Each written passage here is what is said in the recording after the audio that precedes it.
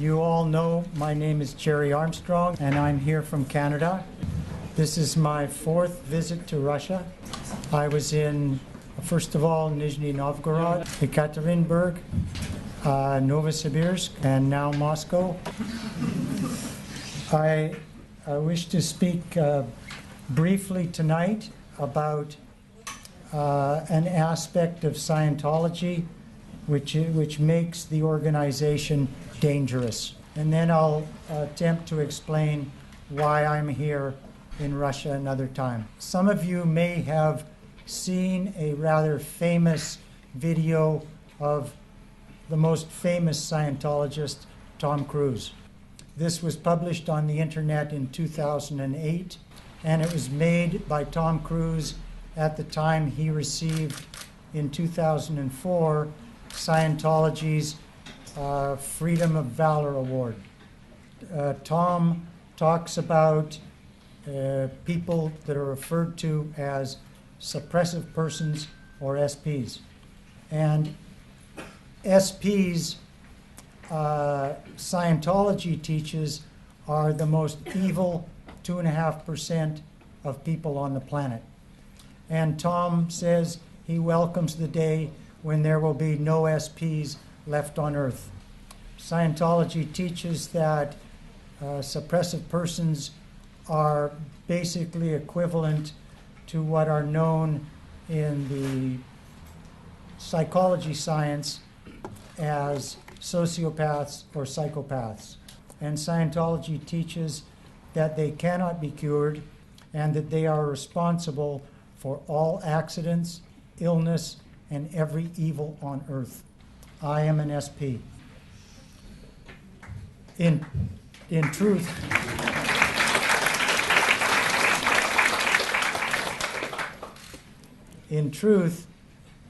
Scientology does not attack or go after real criminals, real psychopaths, real sociopaths. SPs, or suppressive persons, are simply ordinary people in every walk of life who tell the truth about Scientology. The suppressive person doctrine makes Scientology a criminal organization. The enforcement or application of the suppressive person doctrine is known by the name fair game. The founder of Scientology, L. Ron Hubbard, wrote extensively about suppressive persons. So the suppressive person when he wrote about it, he said in Scientology policy, which they call scripture, that SPs are fair game. They may be tricked, lied to, cheated, stolen from, and destroyed.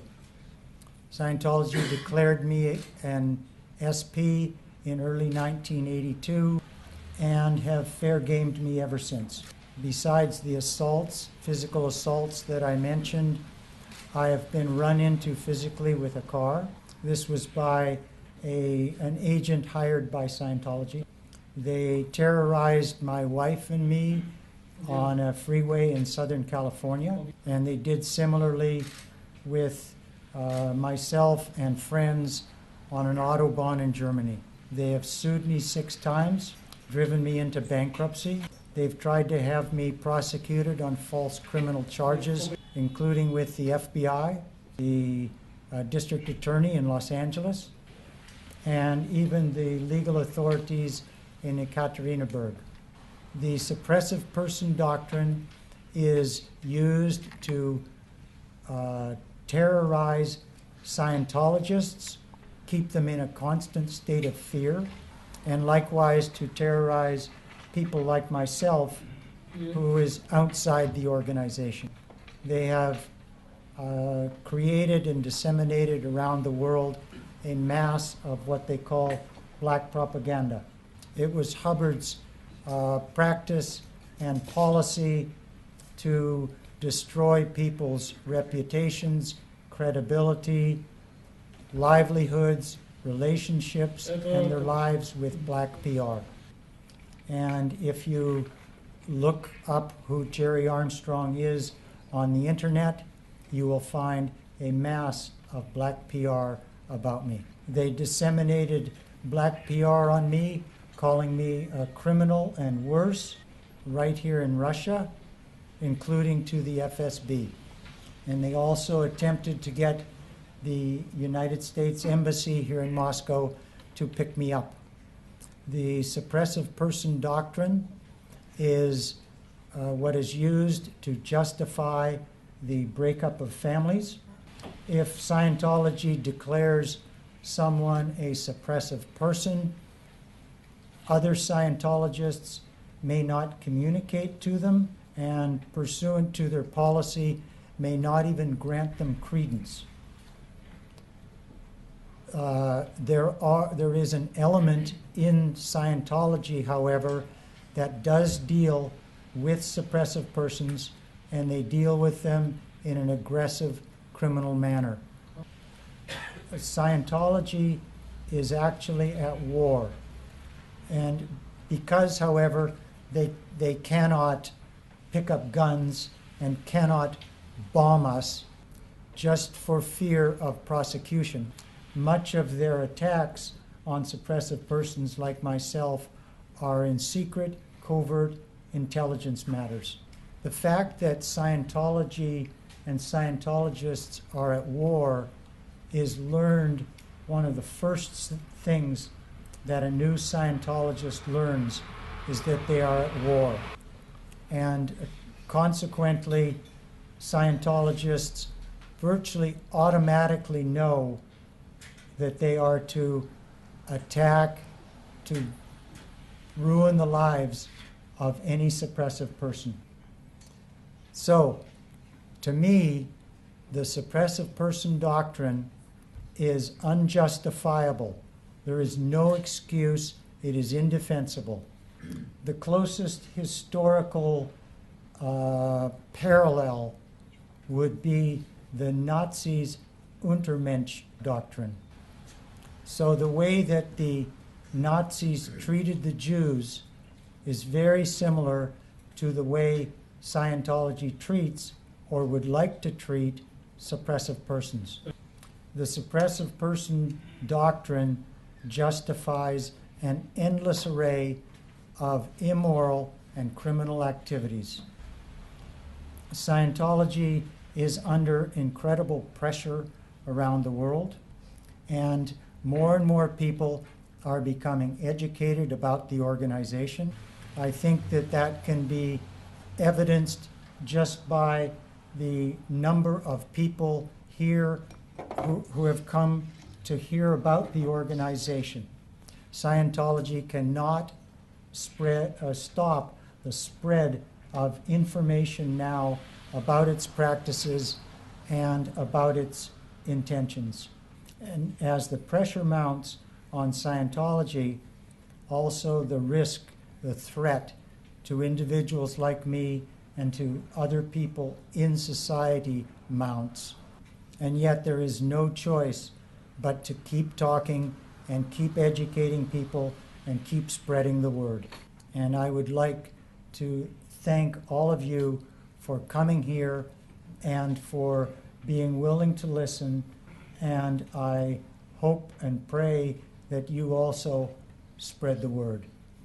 And I would like now to just touch on my legal situation and what brings me here specifically at this time. I am subject to an order in the United States which prohibits me from even saying the word Scientology. How Scientology obtained that order is a very long story, but it essentially involves massive abuse of the legal process. And while I am prevented from saying the word Scientology or mentioning one word about my now 42 years of experience and knowledge about this organization, Scientology believes, and the court has agreed with them, that they can say whatever they want about me, no matter how false or defamatory, and I cannot respond. This order is on penalty of $50,000 per utterance. So this is a very valuable talk to you. I am also subject to another order which permits Scientology to have me jailed and further fined for anything I say. I cannot talk about Scientology, L. Ron Hubbard, any Scientology organization, including all of their directors, officers, employees, volunteers, agents, and attorneys. Similarly with Scientology's affiliated organizations or entities, such as their front groups, Criminon, Narconon, Citizens Commission on Human Rights. That's the organization that they use to attack psychiatry. Their volunteer minister organization, their Way to Happiness organization. The Way to Happiness is a little booklet that Hubbard wrote that Scientology hands out at disaster sites. And similarly, all of their directors, officers, employees, volunteers, agents, and attorneys. So virtually every Scientologist here in Russia, it applies to them as well. This order, series of orders and judgments sound completely bizarre, but it is very real.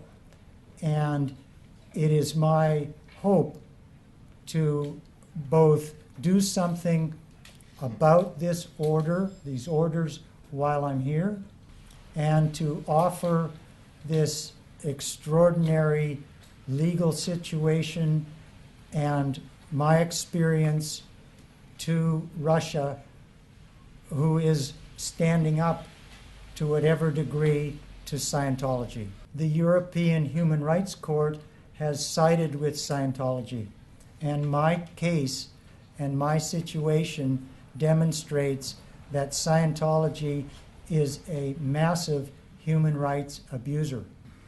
In that Scientology in the United States is considered a religion and seeks here in Russia to be recognized as a religion, these orders would be equivalent to penalizing someone $50,000 per utterance for saying the name God, or sending someone to jail for talking about his experiences or knowledge in the Christian religion. And tomorrow, I believe I will be speaking to the Russian Justice Department to offer them whatever assistance can be made of myself and my strange, extraordinary legal situation. So I got into Scientology in 1969 in Vancouver, British Columbia, Canada. And I was brought in the same way that Scientology lures everyone in. Promises of increased intelligence quotient, or IQ. Scientology promises that IQs will go up on average 1 point per hour of their therapy, their psychotherapy called auditing. And IQ is something which is measurable and is a secular matter, not a religious matter. I had over 1,000 hours of Scientology auditing, but at least I acquired sufficient smarts to be able to leave the organization. In 1971, I joined what is known as the Sea Organization. This is the organization, the part of Scientology which runs it around the world. And also in early 1971, I was sent to the ship which L. Ron Hubbard was on, the Apollo. At that time, we were in Morocco, and we sailed up and down the Moroccan coast and to Portugal, Spain, and the little Atlantic islands, Madeira, the Canaries. I started off on board washing dishes. I became the storesman briefly, and then I became the ship's driver, the driver of a little car which we had on board. Beginning of 1972, I became the ship's legal officer. I was responsible for customs, immigration, police, the port authorities, tugboats. I hired them.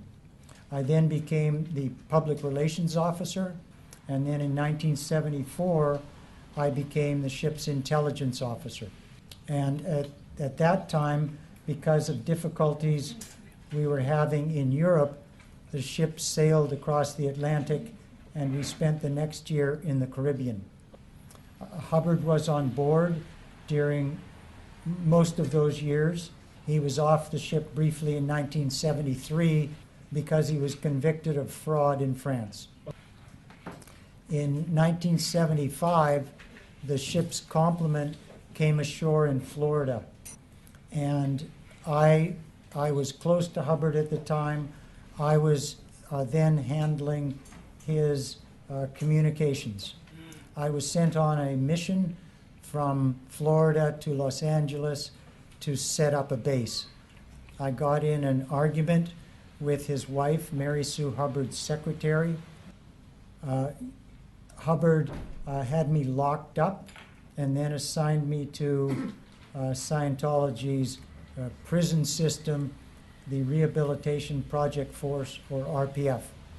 The existence of these RPF re-education camps is a reason why every country should warn their citizens about this organization. I spent 17 months in the RPF at that time.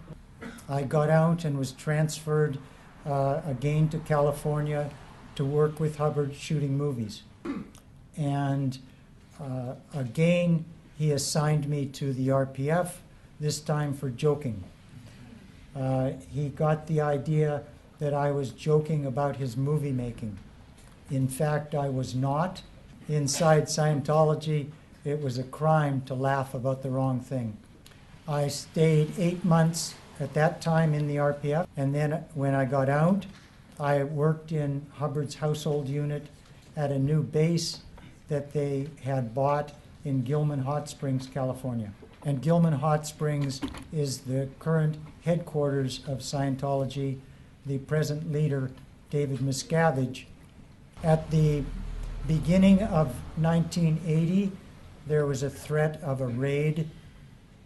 I understood what that meant because the Federal Bureau of Investigation had raided Scientology in 1977, and 11 of its intelligence personnel were charged in United States federal court, convicted and sentenced to prison. There was a constant threat and awareness wherever I was in Scientology of a raid by police or other authorities. And at that time, everyone was ordered to destroy any documents which showed that Hubbard had been to the property, that he intended to live there, that he controlled Scientology or controlled Scientology finances. And in this search for documents which incriminated Hubbard, one of my juniors discovered a box of very old material that in his personal archive. She brought this box to me, and I decided that it should not be destroyed because of its historical value. And then we discovered approximately 20 boxes of similar material in Hubbard's personal effects. And I petitioned Hubbard to then assemble an archive of his personal documents and do the research for a biography. Ironically, Hubbard approved my petition, and I spent the next 2 years assembling this archive and working with an outside non-Scientologist writer by the name of Omar Garrison. And during the course of my research and study of his personal documents, I deprogrammed myself. and I documented that he had lied about virtually every aspect of his life. He claimed, for example, to be a civil engineer and a nuclear physicist, and this was very significant to me. It was what it was in Scientology advertisements, which brought me in and kept me there for all those years. He in Scientology claimed that he had been crippled and blinded during the Second World War. He claimed to have been awarded 27 medals, including 2 Purple Hearts. He lied about his family, he lied about his wives, and he lied about explorations which he had claimed. So he was not a civil engineer, not a nuclear physicist. He flunked out of his second year of university. Regarding medals, he received 4 standard service medals. He was not crippled and blinded. He was never wounded in action. He, in fact, was a malingerer. Importantly, when I began to see that Hubbard was virtually a pathological liar, the whole of Scientology fell apart for me. I had to confront the fact that Scientology does not work. As I mentioned, my IQ did not go up 1 point. I didn't have any of the promised superpowers, and I had to confront the fact that I had wasted all those years, and also confront the fact that now I was going to have this aggressive criminal organization target me. So I made plans and escaped. If I had not escaped, I would have again been locked up.